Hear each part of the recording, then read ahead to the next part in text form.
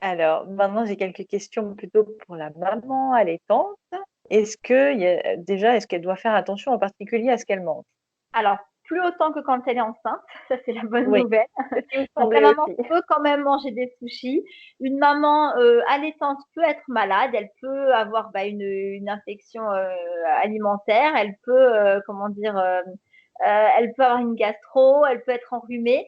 Il y aura un moindre risque pour son bébé puisqu'elle fabriquera des anticorps et à travers ses propres anticorps, le bébé sera protégé un petit peu quand même de ces affections. Donc, on n'arrête pas l'allaitement quand on est malade. Il n'y a pas une alimentation parfaite pour la maman enceinte. Elle produira du lait quoi qu'il arrive parce que tout sera pris sur ses propres réserves. Donc, l'important, ça reste de maintenir cette maman en forme.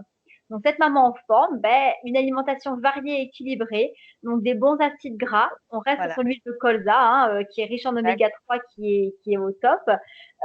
Une alimentation qui va être riche en fruits et en légumes de saison. Mhm. Donc on oublie la fraise au mois de décembre. Voilà, on reste vraiment sur du fruits et légumes de saison. On enrichit son alimentation aussi avec des légumes secs. Donc on les trouve en été comme en hiver, hein, ceux-là, les légumes secs, donc lentilles, pois chiches, haricots rouges, haricots blancs, flageolets, qui sont très riches en fer, en certaines vitamines importantes pour la maman aussi, qui va redonner de l'énergie. Et puis, on peut continuer à voir hein, selon le régime de base de la maman, manger de la viande ou pas, vraiment D'accord. indispensable. On est souvent fatigué tout de suite après une naissance. On n'a pas forcément le temps de se faire à manger, c'est vrai. Donc, dans ces cas-là, prévoyez peut-être des conserves de légumes secs. C'est toujours mieux de se faire une conserve, d'ouvrir une boîte de pois chiches et de rajouter une boîte de sauce tomate par-dessus, plutôt que d'aller piocher dans les biscuits ou vider un paquet de chips, par Mhm. exemple. Nutritionnellement, c'est plus important. Et, D'accord. euh, et c'est très rapide, hein. Une boîte de pois chiches ouverte avec une boîte de sauce tomate par-dessus. On peut même prendre de la menthe, rajouter un petit peu de menthe, en paillettes surgelées.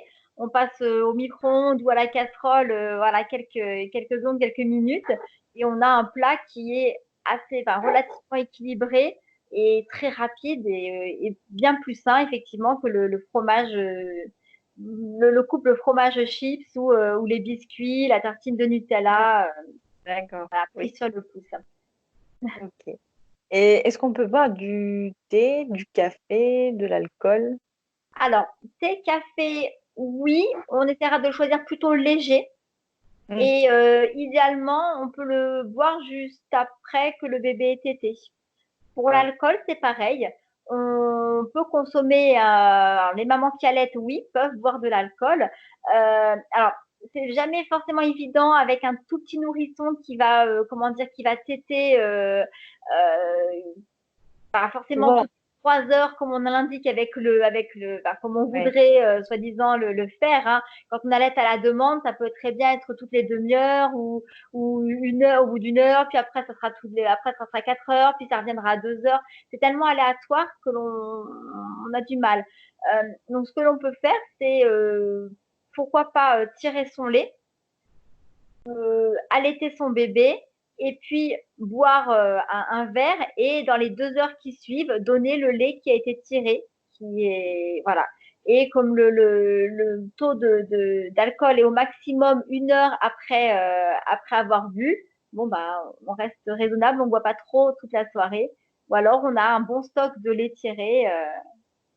Ou alors, si on a la chance d'avoir un bébé qui dort le soir, on peut, une fois qu'il est couché, prendre un petit verre avec Voilà. son chéri, Tout à tranquillement. fait, effectivement. Voilà, faut encore avoir confiance, voilà, au sommeil du bébé, Faut hein, faut que bébé ne se réveille pas. avoir un stock de lait tiré, c'est vrai que c'est pas mal aussi parce que au Ouais. cas où, on sait jamais, parce que ce bébé qui dort, si ça se trouve, il va se réveiller au bout de 2 heures, il va réclamer le sein et voilà, on pourrait être embêté. Donc oui, une maman qui allait peut boire de l'alcool. Ça, il y a pas de souci. Avec quelques conditions quand même. On les trouve très facilement ces conditions sur les sites, pour ne citer que la Leche League ou même J'ai vu l'allaitement tout un art. différentes, alors, Vous avez le Ok, combien de site temps de après l'allaitement. avoir bu, on peut mettre le bébé au sein? Plus de Alors, 2 heures, comment dire, on allait son bébé et après on peut boire. Oui, Voilà.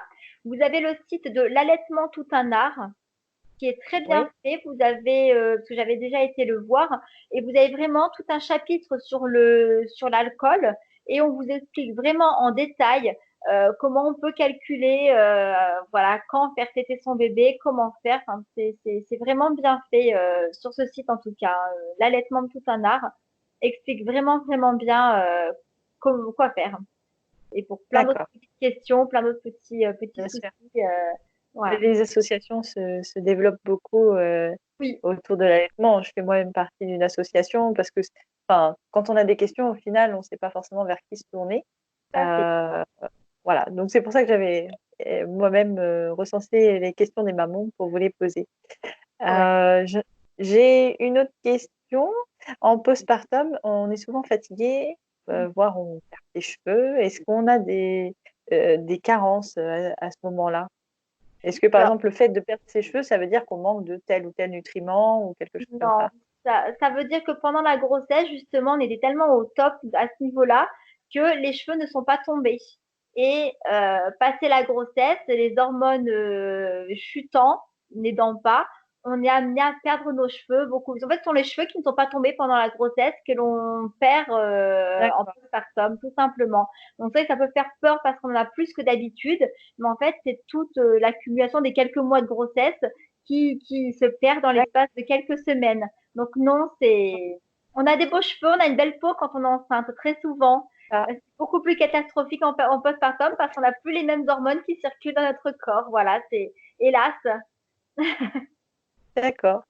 Alors, il y a une maman aussi qui me demandait, est-ce qu'il y a une alimentation pour éviter les coliques ou qu'on pourrait prévoir 1 mois ou 2 avant la naissance pour éviter que le bébé ait des coliques?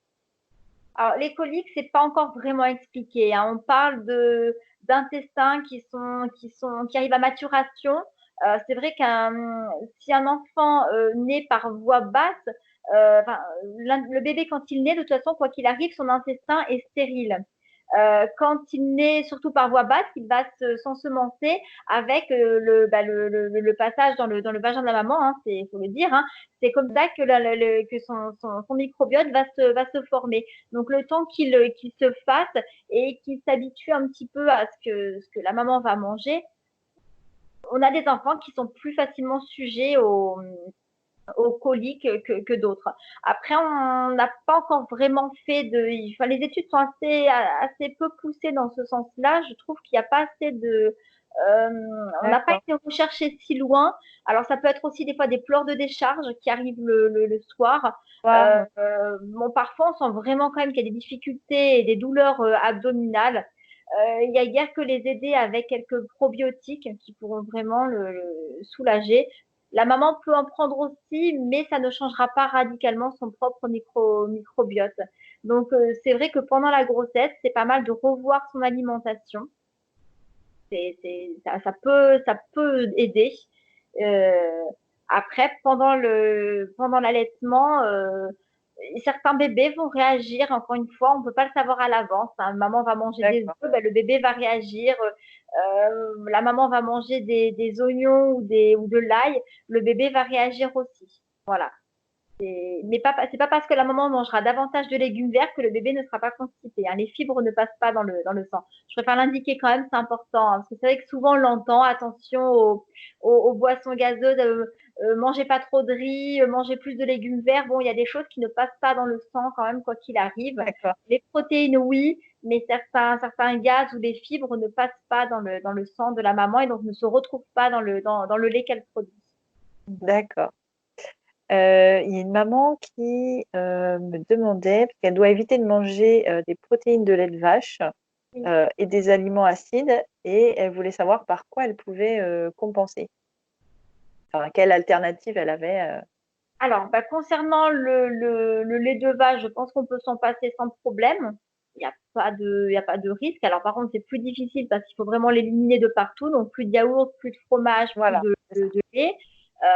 Si c'est plus difficile pour elle, si elle a l'habitude de consommer du lait dans son thé ou autre, elle peut le remplacer par un jus végétal, hein, soja ou amande ou avoine. Enfin, il en existe pas mal maintenant. Hein, voilà, donc le soja, si c'est pas une grande quantité, c'est-à-dire pas plus d'un l'équivalent d'un yaourt par jour, c'est pas trop gênant. Elle peut prendre effectivement, pardon, elle peut prendre des yaourts végétaux, hein, à base de boissons végétales. Euh, Après, qu'est-ce que bah, les fromages, tout va dépendre de la sensibilité de son bébé aussi. Hein. Il y a des tests à faire. On ne peut pas non plus totalement tout retirer, sauf si vraiment le bébé est allergique et que ça lui crée des très gros problèmes respiratoires, des gros eczémas. Et le fait de le retirer totalement aussi n'aide pas le bébé à se créer sa propre immunité.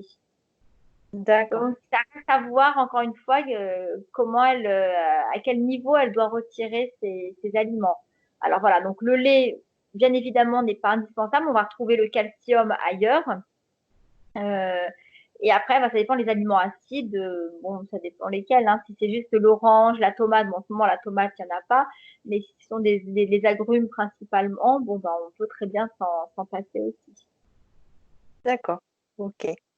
Bah, écoutez, je suis arrivée à la fin de toutes mes C'est ça. questions. Merci beaucoup d'avoir répondu